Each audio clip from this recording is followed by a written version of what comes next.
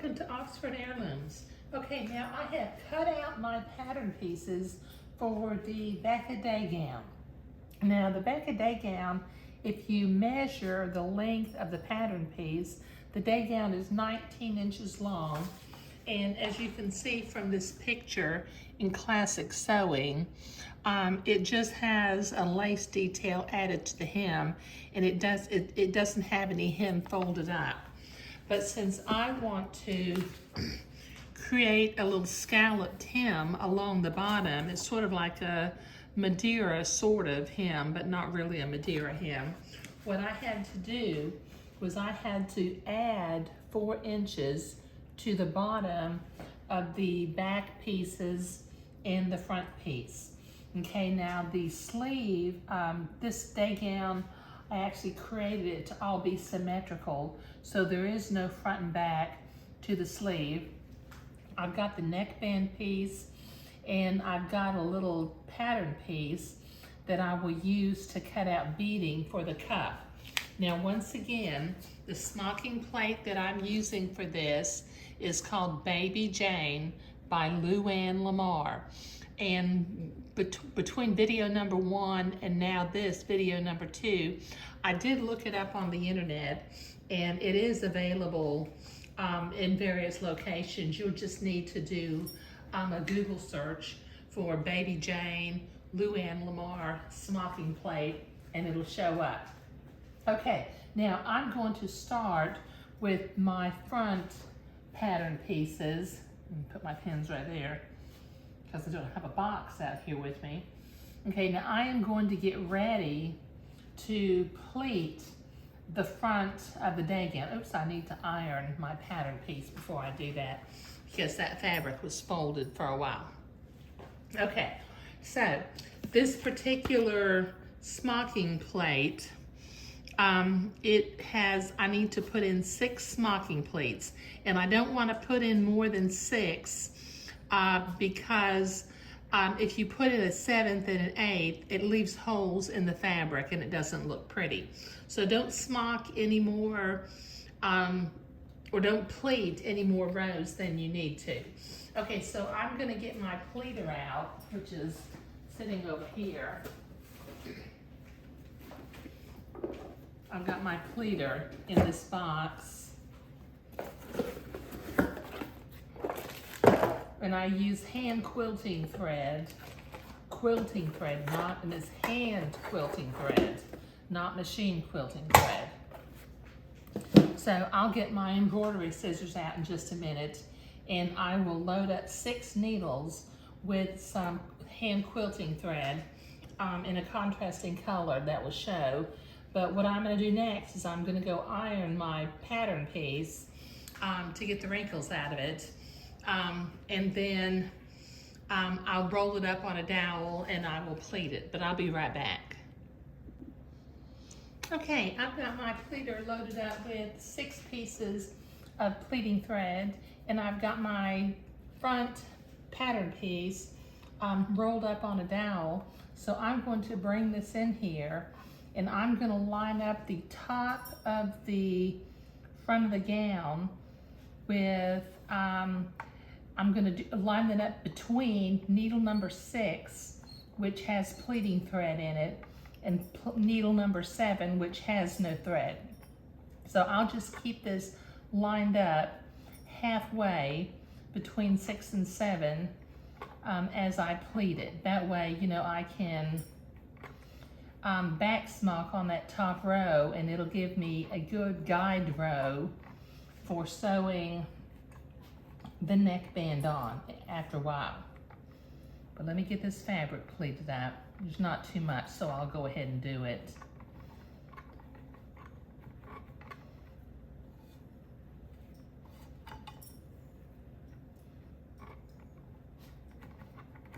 There we go. Pull it off the needles.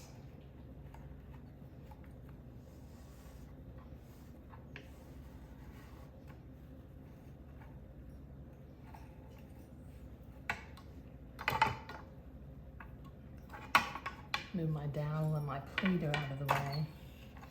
Okay, now what I'm gonna do is on either side, starting from the top, I need to leave about 1/4 inch seam allowance before I begin smocking. So I'm just gonna eyeball 1/4 of an inch and begin to pull the pleating threads out on one side. And then I'll tie them with a simple knot.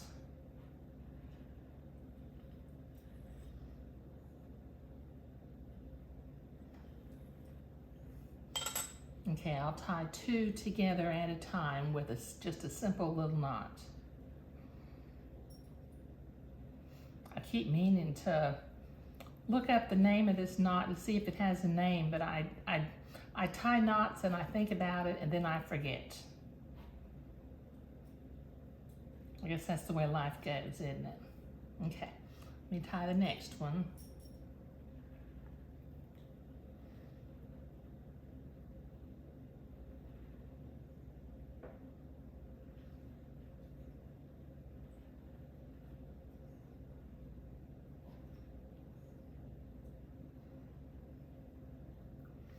And the last 2.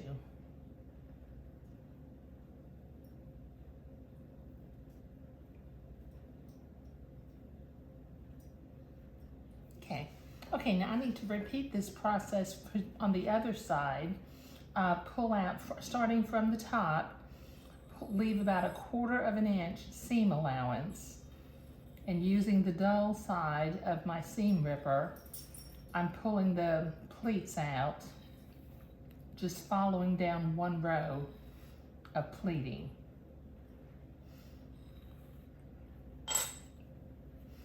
Okay, let me straighten that up a little bit. Okay, now I have done this so many times that I can kind of tell. I'm gonna pull this tight until it's about 3 inches across and then start tying my knots. So that looks about right to me.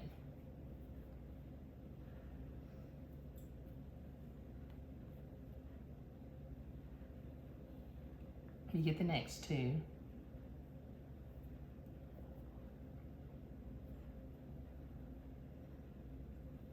And the last 2.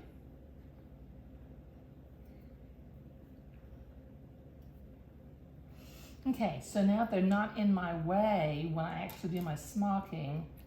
Since I've got safe knots on there, I'm going to trim the excess pleating thread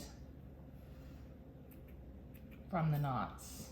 Okay, all right, now then I'm ready to start smocking. What I need to do is I need to count to my center 2 pleats and mark them with a blue marking pen so that I can start smocking from the middle and do my designs from the middle, but I'll do that in a minute.